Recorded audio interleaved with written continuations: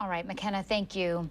The suspect accused of gunning down a local man outside a Vancouver bar this weekend just faced a judge this afternoon. Fox 12's Spencer Schott joins us now live after talking with the victim's grieving friends and family. Spencer? Pete, Nora, the family of Corey Jones is relieved that they arrested the suspected shooter, but they are still battling with their harsh reality that they lost a husband, a father, and a grandfather, and it's not getting any easier.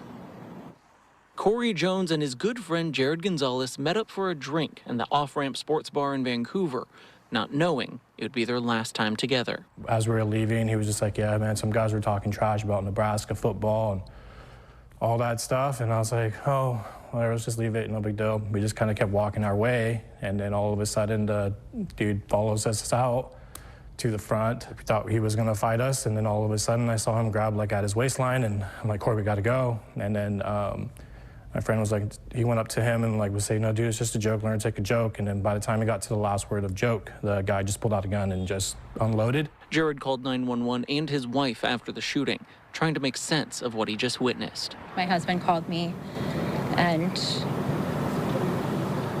said that Corey had just been shot up. I didn't understand what he meant by that.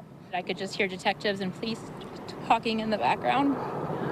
And then a couple minutes after that, my husband called me and said the ambulance left without Corey. Corey Jones was pronounced dead at the scene. Good afternoon. This is Judge Hayes. You are in the Clark County Superior Court first appearance docket. The suspected gunman, 28-year-old Jared Taylor, was arrested later that day and is facing charges of second-degree murder. For now, you are prohibited from having any contact whatsoever with any family members of the alleged victim, Corey Jones. Corey was an amazing man, an amazing father, an amazing papa. Jones leaves behind a wife, 5 kids, and 2 grandkids who are still trying to figure out what life will be like without him. They're hanging in there the best they can. They're leaning on us for support and just taking it minute by minute because that's about all they can do. And I just want to say justice for Corey Jones is what we want.